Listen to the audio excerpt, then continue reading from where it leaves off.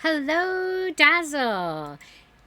Thanks for coming and hanging out with me today. I'm glad that you're here. Today, I want to talk about how I went about simplifying my life. By this, I mean how I reduced the amount of energy that I need to spend every day in order to accomplish everything that I need to. For those of us with chronic illness, we often find that there are more things that we are expected to do than we actually have the energy to accomplish. And this means that we need to take a close look at our lives and we need to decide what we need to cut away and what is actually worth keeping. Well, I personally did this because I have chronic illness. A person could choose to simplify their life for a lot of other reasons. Maybe they just took on too much. Maybe they're looking to make room in their lives for things that they feel they've been neglecting. Regardless of the why, I think that anyone can reduce the number of things that they're investing their energy into. I'm going to talk to you about how I went about achieving that reduction in my own life. So, boundaries have become very important in my life. I've had to learn when and how to say no. I had to become comfortable with other people being disappointed that I wasn't doing whatever it was that they expected or wanted from me. And these boundaries have become the fences that protect my well being. They determine when and how I invest my energy.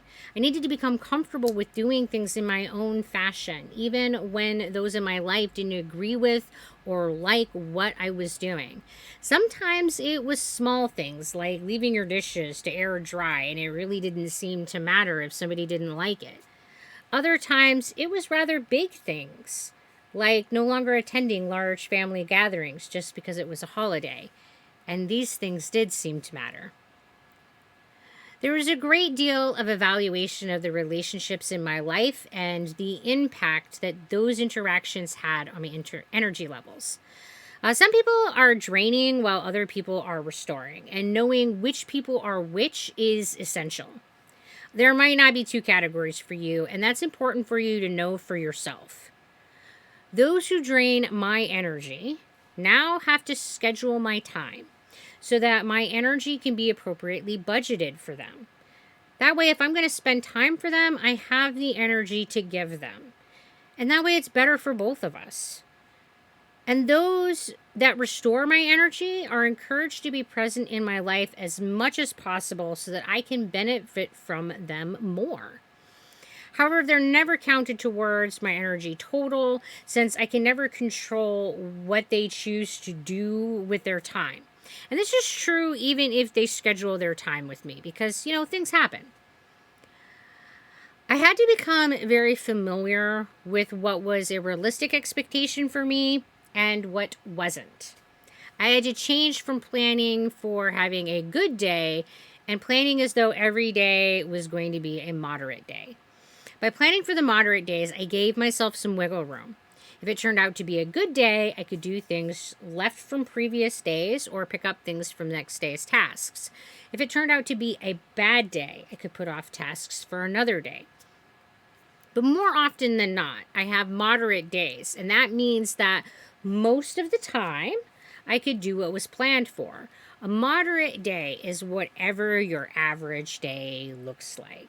And this means that if your normal day is being able to walk 10 steps, then only plan on being able to walk 10 steps. Even if there are good days when you can walk 30 steps, plan for the 10. Every task that I complete in my life has been reevaluated. I've asked, does this task serve me or my household any useful function? If it doesn't, then I discard it, regardless of what others think of me not doing it. There's no reason to do things just because others in your life are doing it. If folding your clothes doesn't serve a useful function for you, then don't spend your energy on it. Each task is also reconsidered for how I could do it more easily. Can I sit while I do this? Or do it over multiple days? Or use an assistive device? Whatever. There's nothing that says that you must complete a task in the same fashion as other people in order for that task to be considered complete and to have served a useful function for you or your household. I had to learn to swallow my pride and to accept help from others. There's no shame in needing other people to help us. We all need help from each other over the course of our lives. This is the nature of being human and the reason that we live in communities. However, we're taught that we should never rely on each other and that we should always do as much for ourselves as possible. Well, that's silly and it's harmful. If there are people in your life that are willing to help you, then allow them to do so. This helping will be as diverse as the people who are offering the assistance. But whenever there is someone offering to aid you, let them help you, even if you have the energy. Energy management and conservation has become a central part of my life. Whenever I'm doing things, I'm evaluating where I'm at and how much energy the task might cost. Whenever possible, I'll reduce the amount of energy I am spending. Sometimes that means accepting a person's help. Other times it means using adaptive equipment.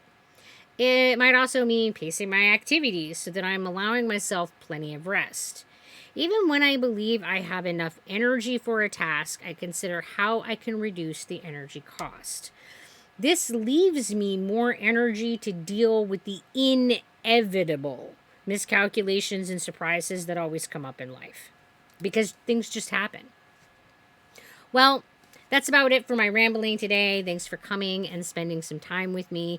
If you like the video, click the like button. It really does help. And until we talk again, you guys be sure to take care of yourselves.